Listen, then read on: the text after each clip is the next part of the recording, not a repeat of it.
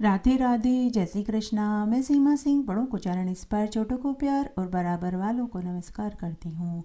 आज हम मंगलवार व्रत की 5 कहानियाँ एक साथ सुनेंगे। अगर आप मंगलवार का व्रत करते हैं तो आपको व्रत के साथ में कहानियाँ भी सुननी चाहिए, इससे व्रत का पूरा फल मिलता है।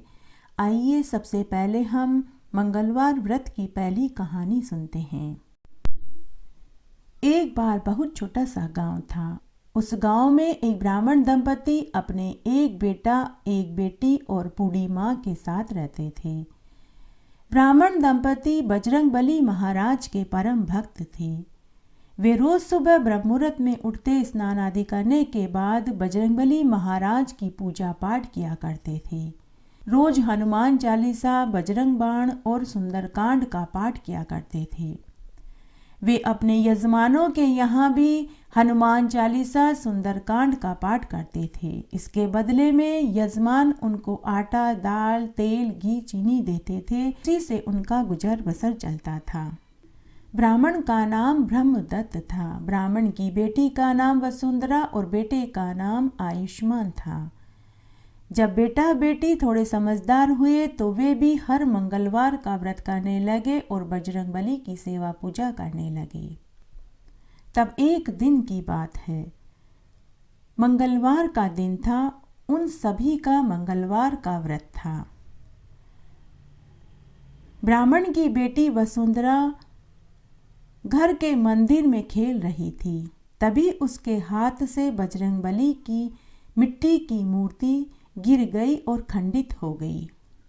परिवार के लोगों ने जब आवाज़ सुनी तो सभी मंदिर में गए तो उन्होंने देखा कि बजरंगबली की मूर्ति उनकी बेटी के हाथ से गिरकर खंडित हो गई।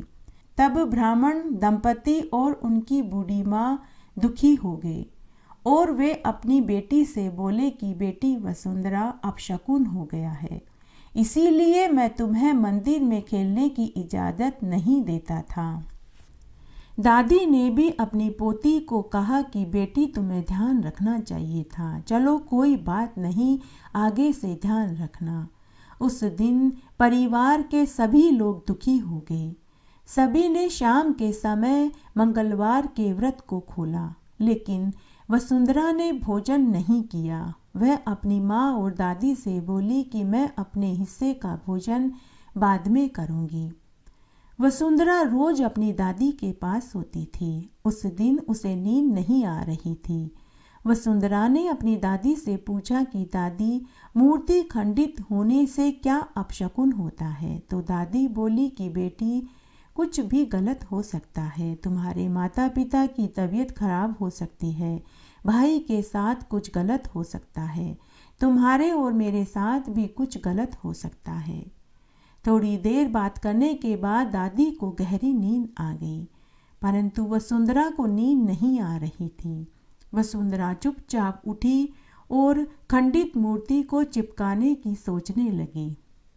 वह रसोई में गई और आटा लेकर के आई, उसकी ल्याई बनाई और मिट्टी ली और मिट्टी को गीला करके मूर्ति को ठीक करने लगी, लेकिन खंडित मूर्ति जुड़ ही नहीं रही थी। फिर वसुंधरा धीरे धीरे रोने लगी। उसने बजरंगबली से प्रार्थना करी कि हे बजरंगबली महाराज, मूर्ति मेरे से खंडित हुई है तो आप सजा भी मुझे ही देना। मेरे माँ, बाबा, भाई और दादी को कुछ मत करना। और बजरंगबली की मूर्ति को गोद में लेकर दीवार का सहारा लेकर बैठ गई और बहुत देर तक रोती रही। उस दिन वसुंधरा ने व्रत भी नहीं खोला था। उस दिन उसका उपवास हो गया, क्योंकि वह भूखी ही रोते रोते सो गई। जब उसके गरम गरम आंसुओं की बूंदें बजरंगबली की मूर्ति पर गिरी तो बजरंगबली को उसके ऊपर दया आ गई। उन्होंने वसुंधरा को स्वप्न में दर्शन देकर पूछा कि बेटी, मैं तेरे व्रत से खुश हुआ, तू अपने लिए कोई वरदान मांग ले। बेटी, तू जो चाहती है वो तू मांग ले। तब वसुंधरा स्वप्न में ही बोली कि हे भगवान, मेरे से आपकी मूर्ति खंडित हो गई है, आप उसे जोड़ दीजिए और मेरे माँ, बाबा, भाई और दादी को कुछ मत करना। भगवान ने कहा कि बेटी तुम चिंता मत करो, सब ठीक हो जाएगा। तब भगवान ने खंडित मूर्ति को जोड़ दिया और साथ ही उसकी गोद में सोने के बजरंगबली की प्रतिमा आ गई। बजरंगबली ने जाते जाते उनके घर को ठोकर मार दी तो उनका घर धन धान्य से भर गया। सुबह रोज की तरह जब ब्रह्मदत्त और उनकी पत्नी सुबह सो करके उठे तो उन्होंने देखा कि उनका घर एक सुंदर महल में बदल चुका था। घर में जगह जगह अन्न और धन की ढेरियां पड़ी थी। तब सभी उठ गए, लेकिन वसुंधरा कहीं दिखाई नहीं दी। तब सभी ने देखा कि वसुंधरा मंदिर के कक्ष में दीवार के सहारे सो रही थी। उसकी गोद में सोने के बजरंगबली की मूर्ति थी और मंदिर के आले में भी वही खंडित मूर्ति थी, लेकिन इस बार वह एकदम सही सुंदर नई मूर्ति जैसी दिखाई दे रही थी। ब्रह्मदत्त ने अपनी बेटी को उठाया और पूरी बात पूछी। तब वसुंधरा ने अपने स्वप्न वाली बात सबको बताई। तब सभी को बड़ा आश्चर्य हुआ। तब ब्रह्मदत्त ब्राह्मण ने पूरी नगरी में यह ढिंडोरा पिटवा दिया कि सभी को मंगलवार का व्रत करना चाहिए और बजरंगबली की सेवा पूजा करनी चाहिए। मंगलवार के दिन बजरंगबली पर चोला चढ़ाना चाहिए, घी का दीपक जलाना चाहिए और हनुमान चालीसा और सुंदरकांड का पाठ करना चाहिए। इसका बहुत अक्षय फल मिलता है। घटती हो तो पूरी हो तो परवान चढ़े, भूले बिसरे नाम तेरे भंडार में भरे। एक बार बहुत छोटा सा गांव था। उस गांव में एक वैश्य दंपति अपने 2 पुत्रों व बीमार मां के साथ रहते थे। वैश्य दंपति बजरंगबली महाराज के परम भक्त थे। वे हर मंगलवार का व्रत पूरे निस्वार्थ भाव से करते थे। वे रोज हनुमान चालीसा और सुंदरकांड का पाठ पूरे नियम से करते थे। बजरंगबली के आगे सरसों के तेल का अखंड दीपक जलाए रखते थे। हर मंगलवार को बंदरों को केले खिलाने का उनका नित्य का नियम था और उनका एक नियम यह भी था कि घर में जो भी चीज आती, चाहे वह बर्तन हो, खिलौने हो, दवाई हो, मिठाई हो, कपड़े हो, कुछ भी हो, सबसे पहले बजरंगबली के चरणों में रखते, भगवान की भभूति लगाते। उसके बाद ही उस सामान को वे उपयोग में लेते थे। बच्चे भी बड़े ही धार्मिक प्रवृत्ति के थे। वे अपने माता पिता को बजरंगबली की सेवा पूजा करते देखते तो वे भी ऐसा ही करने लगे। इस तरह उनका समय गुजर रहा था, लेकिन ईश्वर को कुछ और ही मंजूर था। एक दुर्घटना में वैश्य दंपति की मृत्यु हो गई। अब बच्चों को पालने की जिम्मेदारी चाचा चाची को लेनी पड़ी। दादी के ऊपर तो दुखों का पहाड़ टूट पड़ा। दादी तो बीमार पड़ गई और उसने तो बिस्तर ही पकड़ लिया। चाचा चाची ने पूरे घर पर कब्जा कर लिया। वे दोनों बच्चों से अच्छा बर्ताव नहीं करते थे। चाचा चाची ने एक योजना बनाई कि बच्चों को खत्म कर दिया जाए। न रहेगा बांस न बजेगी बांसुरी। तब एक दिन उन्होंने छत पर बिजली के तार नंगे छोड़ दिए और चाचा चाची ने दोनों बच्चों से कपड़े छत पर सुखाने के लिए भेज दिया। जैसे ही दोनों बच्चे छत पर कपड़े सुखाने के लिए गए तो बजरंगबली की कृपा से बिजली चली गई। भगवान ने दोनों बच्चों को बचा लिया। चाचा चाची की योजना फेल हो गई। उन दोनों को बहुत क्रोध आया। फिर एक दिन उन्होंने बेसन के लड्डू में जहर मिलाकर के बच्चों को दे दिया, लेकिन बच्चे अपने माता पिता के ऊपर गए थे तो उन्होंने दोनों लड्डू पहले बजरंगबली के चरणों में रखा। उसके बाद ही उन्होंने उस प्रसाद को खाया तो बजरंगबली ने लड्डू में से सारा जहर खींच लिया और उन लड्डुओं को उन्होंने अमृत कर दिया। लड्डू खाने के बाद भी बच्चों का बजरंगबली की कृपा से बाल भी बांका नहीं हुआ। अब तो चाचा चाची के बर्दाश्त की सीमा ही खत्म हो गई। उन्हें बहुत क्रोध आया। उन्होंने दोनों बच्चों को बहुत मारा और रात को खाने के लिए भोजन भी नहीं दिया। बच्चे भूखे ही सो गए। उस दिन मंगलवार का दिन था। बजरंगबली महाराज ने सोचा कि अब तो चाचा चाची को चटका दिखाना ही पड़ेगा, नहीं तो बच्चों के माता पिता को मैं क्या जवाब दूंगा। उनके माता पिता का सत्य तो रखना ही होगा। उस रात बजरंगबली महाराज ने दोनों चाचा चाची को स्वप्न में दर्शन देकर कहा कि अगर तुम दोनों ने उन बच्चों को मारने की कोशिश की तो मैं तुम दोनों को पहले ही मार दूंगा। मैंने 2 बार बच्चों को बचाया है, अगर तीसरी बार ऐसी हरकत की तो मेरे से बुरा कुछ नहीं होगा। सुबह दोनों चाचा चाची जब सोकर उठे तो उन्होंने एक दूसरे को स्वप्न वाली बात बताई। दोनों चाचा चाची घबरा गए। उस दिन के बाद दोनों चाचा चाची ने उन बच्चों की परवरिश खुद के बच्चों की तरह करी। हे बजरंगबली महाराज, जैसे आपने उन बच्चों का ध्यान रखा वैसे सबका रखना। कहानी कहने वाले का, सुनने वाले का और हुक्कारा भरने वाले का। घटती हो तो पूरी हो तो परवान चढ़े, भूले बिसरे नाम तेरे भंडार में भरे। एक बार बहुत छोटा सा गांव था। उस गांव में एक बुढ़िया माई थी। रोज बजरंगबली के मंदिर में जाती और पूजा करती और वहाँ सीढ़ियों पर बैठ जाती। वहाँ बहुत भक्त आते जाते तो वे भक्त उस बुढ़िया माई को प्रसाद और कुछ रुपए देते। उससे उसका घर खर्च चल जाता था। तब एक दिन की बात है, बहुत बारिश हो रही थी। लगातार 3-4 दिन तक बारिश हुई तो बुढ़िया माई बजरंगबली के मंदिर में दर्शन करने के लिए नहीं जा पाई और न ही उसे खाने में कोई प्रसाद ही मिल पाया। वह भूखी प्यासी 3 दिन तक बजरंगबली महाराज की रट लगाए रखी। जय हो बजरंगबली महाराज की, जय हो बजरंगबली महाराज की। तब एक रात्रि को बजरंगबली महाराज ने बुढ़िया को दर्शन दिए और कहा कि बुढ़िया माई तू कैसी है। तब बुढ़िया बोली कि हे बजरंगबली मैं अच्छी हूँ। तब बजरंगबली महाराज ने पूछा कि बुढ़िया माई तुझे कैसे पता चला कि मैं ही बजरंग हूँ। तो बुढ़िया माई बोली कि मेरा तेरे सिवा कोई नहीं जो मेरे हालचाल पूछे। तब बजरंगबली महाराज ने कहा कि बुढ़िया माई अब तू मंदिर मेरे दर्शन करने के लिए मत जाया कर। मैं रोज सुबह शाम खाना देने आया करूँगा, तब यहीं तू मेरे दर्शन कर लिया कर। इस तरह 10-15 दिन निकल गए।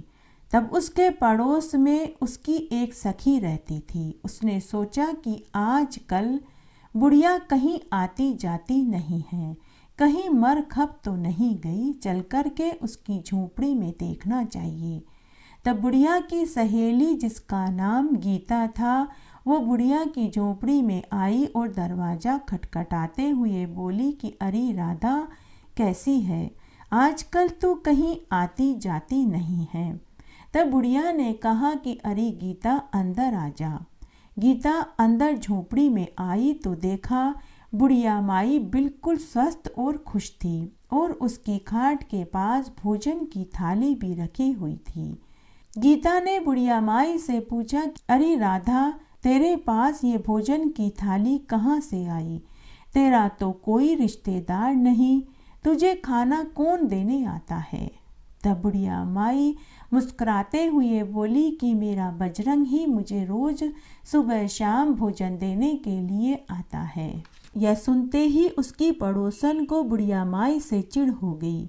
वह बोली कि अरे कोई भगवान भी भोजन देने के लिए घर आते हैं, तू तो पागल हो गई है। ऐसा कहकर वह चली गई। फिर पड़ोसन ने सोचा कि इसकी निगरानी करनी चाहिए कि इसके यहाँ भोजन की थाली कौन देने आता है। वो 3 दिन तक बुढ़िया की झोपड़ी की निगरानी करने लगी, लेकिन उसे कोई नहीं दिखा। फिर 3 दिन बाद वो वापस बुढ़िया की झोपड़ी पर गई और बोली कि अरे बुढ़िया, अरे राधा मैंने तेरी झोपड़ी की निगरानी करी, लेकिन मुझे तो कोई नहीं दिखा कि कौन तुझे भोजन की थाली देने आता है। तभी वहाँ आकाशवाणी हुई। आकाशवाणी ने कहा कि सच्चे भक्तों को ही भगवान के दर्शन होते हैं। तभी गीता को महान आश्चर्य हुआ और वो बुढ़िया के चरणों में गिरकर माफ़ी मांगने लगी। हे बजरंगबली महाराज, जैसे आपने बुढ़िया माई को दर्शन दिए वैसे सबको देना, कहानी कहने वाले को, सुनने वाले को और हुक्कारा भरने वाले को। घटती हो तो पूरी हो तो परवान चढ़े, भूले बिसरे नाम तेरे भंडार में भरे। एक बार की बात है, एक जंगल में एक बहुत पुरानी हवेली थी। उसमें एक डायन अपनी 7 बेटियों के साथ रहती थी।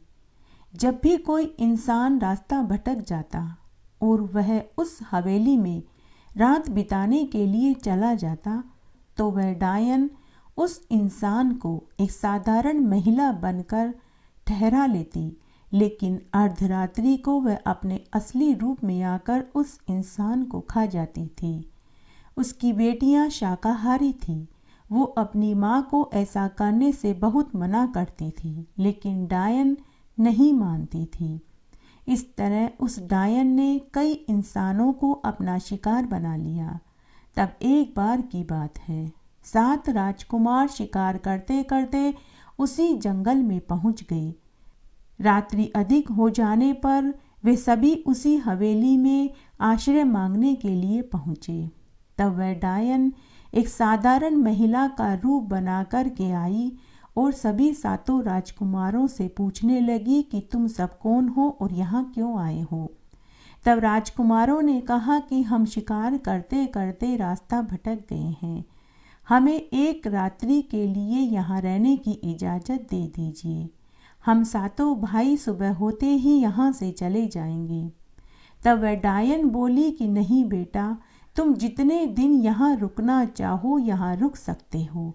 मेरी भी 7 बेटियाँ हैं, वो तुम्हारी खूब सेवा पानी करेंगी।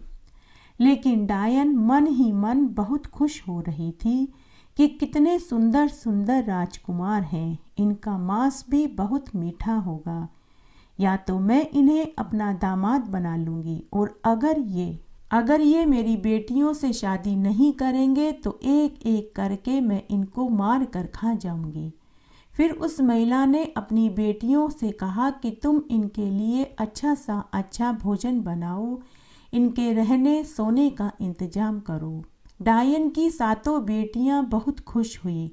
उन्होंने बहुत स्वादिष्ट भोजन बनाया, रहने और खाने का इंतजाम किया। कोई उनका सिर दबाती तो कोई पांव दबाती, कोई नृत्य करके उनका मनोरंजन करती। 7वां राजकुमार भगवान हनुमान का परम भक्त था। वह हर मंगलवार का व्रत रखता था और हनुमान जी की सेवा पूजा किया करता था। उसे वहाँ कुछ अच्छा नहीं लगा। उसने अपने बड़े भाइयों से कहा कि भाइयों, मुझे यहाँ कुछ अजीब सा लग रहा है, कुछ तो यहाँ गलत है। लेकिन सभी बड़े भाई बोले कि कुछ गलत नहीं है, हम यहाँ कुछ दिन रुकेंगे और फिर वापस चले जाएंगे। 7वां भाई रात्रि को हनुमान चालीसा पढ़ता, बजरंग बाण पढ़ता, सुंदरकांड का पाठ करता। इस तरह कुछ दिन निकल गए। तब एक दिन बड़े भाई ने डायन रूपी महिला से कहा कि माताजी, हम आज अपने घर वापस जाएंगे। तब डायन से यह बात बर्दाश्त नहीं हुई, लेकिन उसने धीरज रखते हुए कहा कि बेटा, कुछ दिन तो और रुको, मेरी बेटियों की सेवा पानी में कुछ कमी रह गई हो तो बताओ। तब सभी भाई बोले कि नहीं माताजी, आपकी सभी बेटियां बहुत अच्छी हैं, लेकिन हमें घर तो जाना ही है। तब डायन बोली कि बेटा, कल चले जाना, आज की रात्रि और रुक जाओ। तब डायन ने अपनी सभी बेटियों को बुलाकर के कहा कि आज रात्रि को हम इन 7 भाइयों को मार देंगे, तुम खाने में बेहोशी की दवा मिला देना। लेकिन सभी बेटियां अलग अलग राजकुमारों को चाहने लगी थी। तब सबसे छोटी बेटी सबसे छोटे राजकुमार का सिर दबा रही थी तो उसके आंख का आंसू राजकुमार के गाल पर गिरा। तो राजकुमार उठकर बोला कि तुम क्यों रो रही हो, हम कल अपने घर वापस जा रहे हैं, क्या इसी वजह से तुम रो रही हो? अगर ऐसी बात है तो तुम भी हमारे साथ चलो। तब छोटी बेटी ने पूरी सच्चाई बताई और कहा कि आप गलत जगह आ गए हैं। मेरी माँ एक डायन है। वह यहाँ आने वाले हर मुसाफिर को काट कर खा जाती है। आज रात्रि को तुम सभी भाइयों को भी वह मार देगी। आज के खाने में बेहोशी की दवा मिलाई जाएगी। तब छोटा राजकुमार बोला कि अब तुम ही हमें बचने का कोई उपाय बताओ। तब डायन की छोटी बेटी बोली कि हमारी हवेली के पीछे एक उड़न खटोला है, तुम सभी भाई उसमें बैठकर उड़ जाना। तब राजकुमार बोला कि इस तरह से भागना तो कायरता होगी। हम क्षत्रिय राजकुमार हैं, हम लड़ाई करके मर जाना पसंद करते हैं, लेकिन पीठ दिखाकर भागना हमें शोभा नहीं देता। तुमने मेरा इतना साथ दिया है, मैं तुमसे शादी करके ही यहाँ से जाऊँगा। फिर छोटे राजकुमार ने पूरी बात अपने 6 बड़े भाइयों को बताई। तब सभी भाइयों ने बजरंगबली को याद किया और हनुमान चालीसा का पाठ किया। भूत पिशाच निकट नहीं आवे, महावीर जब नाम सुनावे। तभी वहाँ बंदरों की सेना आ गई और सभी बंदर एक साथ उस डायन पर टूट पड़े और डायन को मार डाला। तब सभी राजकुमार व डायन की बेटियां यह सब देखती रही। बंदरों की सेना जैसे आई थी वैसे ही चली भी गई। बजरंगबली के प्रताप से यह सब कुछ हुआ। तब सभी राजकुमारों ने डायन का अंतिम संस्कार किया और डायन की बेटियों से गंधर्व विवाह करके वे वापस अपने राज्य में आ गए। हे बजरंगबली महाराज, जैसे आपने राजकुमारों की मदद करी वैसी सबकी करना। कहानी कहने वाले की, सुनने वाले की और हुक्कारा भरने वाले की। घटती हो तो पूरी हो तो परवान चढ़े, भूले बिसरे नाम तेरे भंडार में भरे। एक बार बहुत छोटा सा गांव था। उस गांव में एक दाल मील का व्यापारी रहता था। उसे हर मंगलवार को कोई ना कोई नुकसान होता था। कभी दाल के भाव गिर जाते, कभी मील में काम करने वाले मजदूर हड़ताल पर चले जाते, तो कभी घर परिवार में कोई न कोई सदस्य बीमार पड़ जाता। उसे समझ ही नहीं आ रहा था कि ऐसा क्यों हो रहा है।